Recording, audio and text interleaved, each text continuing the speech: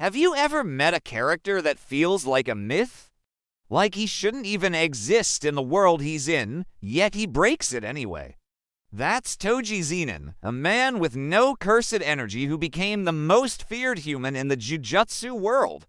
He didn't just survive the system, he exposed it for what it truly is.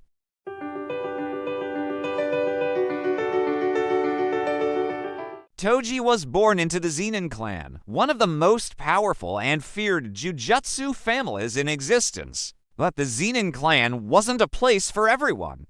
It was a world of bloodline, power, and cursed energy. If you were born with talent, you were celebrated.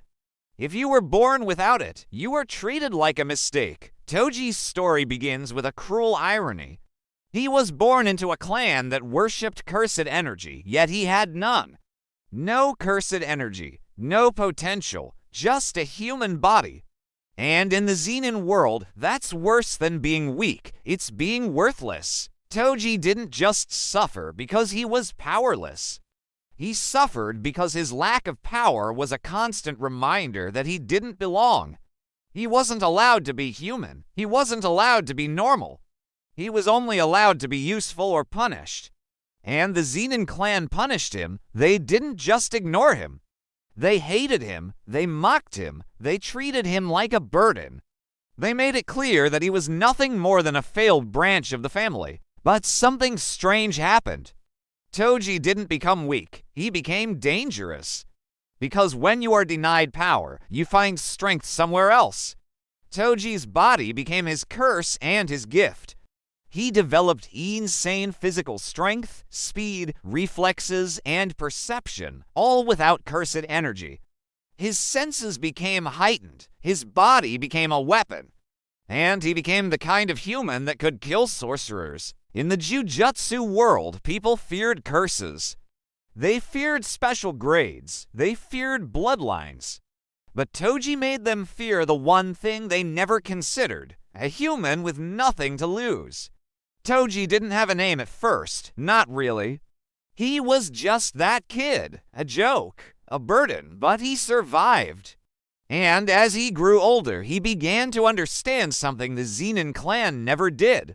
They weren't the ones in control. He was. He just had to prove it. At some point, Toji left the Zenin clan. He rejected the name. He rejected the world. He refused to be a product of the system anymore. He became a mercenary, a killer for hire, a man who lived outside the rules. And for a time, he found something like peace. He met a woman who didn't care about his cursed energy or lack of it. A woman who treated him like a human being. They had a child, Toji Fushiguro. And for a brief period, Toji stopped killing. He stopped being a weapon. He was a father. But that peace didn't last. The world always catches up. Toji's wife died. The one person who made him feel human was taken away. And with her death, something inside Toji broke. He stopped caring about anything again. He returned to the life he knew best: violence, contracts, and survival. But there's one detail about Toji that always shocks people. He sold his own son to the Zenin clan. On paper, it sounds cruel. It sounds like the act of a monster, but Toji was never simple. He wasn't evil. He wasn't heroic. He was a man who had been broken so many times that he could no longer recognize what was right.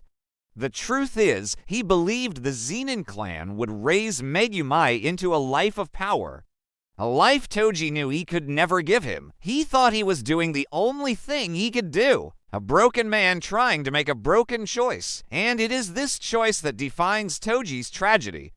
Because it wasn't just the Zenin clan that rejected him. It was the world, and Toji decided that the world would pay. That's why he became a Sorcerer Killer. That's why he took contracts. That's why he wanted to destroy the system that made him a monster. Then came the mission that changed everything, the contract to kill Riko Amanai. Riko was the star of a powerful ritual, the Star Plasma Vessel.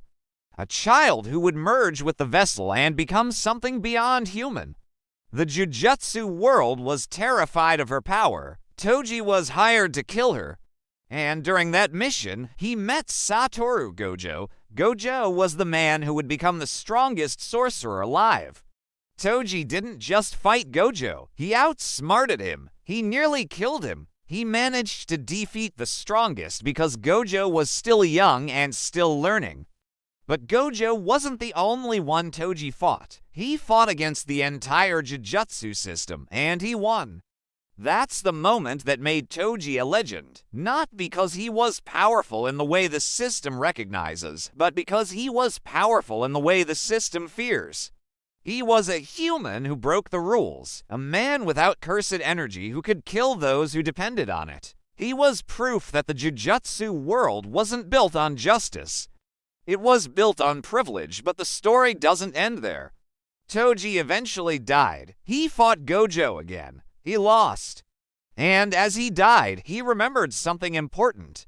His son, Megumi, he didn't die as a villain. He died as a broken father. A man who never truly knew how to love properly, but who still cared. Even after everything we've learned, there are still huge parts of Toji's life that remain a mystery. We still don't know why Toji was born without cursed energy. The Jujutsu world is obsessed with bloodline and power, and Toji's existence is an anomaly. Was it a random mutation? A failed ritual? Or something deeper, something the Zenin clan has hidden? We don't know. We still don't know who Toji's mother was. We know his father was Zenin, but his mother is never mentioned. Who was she? Was she a non-sorcerer?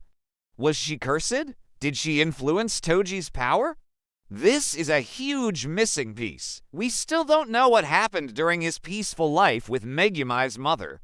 We see very little of this period. How long did it last? What did Toji truly want during that time? Did he ever truly feel happy? We don't know. We still don't know why he truly sold Megumi. The story says he sold him because he believed the Zenin clan could give him a better life. But did Toji really believe that? Or did he do it because he didn't want the responsibility? Or because he wanted to hurt the Zenin clan in the only way he could? We don't know. We still don't know what would have happened if Toji survived. If he had lived, would he have become a better father? Would he have returned to a normal life? Or would he have continued killing until the world broke him completely? We don't know. And the most haunting question of all, why was Toji smiling when he died? Some say he smiled because he finally felt free. Some say he smiled because he realized his son was safe. Some say he smiled because he knew he had finally beaten the system. We don't know. Toji Zenin is one of the most tragic characters in Jujutsu Kaisen because his story isn't about power. It's about the world punishing the powerless. It's about a man who was born into a system that hated him and who became the system's worst nightmare. He didn't become strong because the world loved him. He became strong because the world rejected him. And that is the true horror of Toji's story. If you enjoyed this video, smash the like button and subscribe for more deep dives into Jujutsu Kaisen. And let me know in the comments what you think was the real reason Toji was born without cursed energy.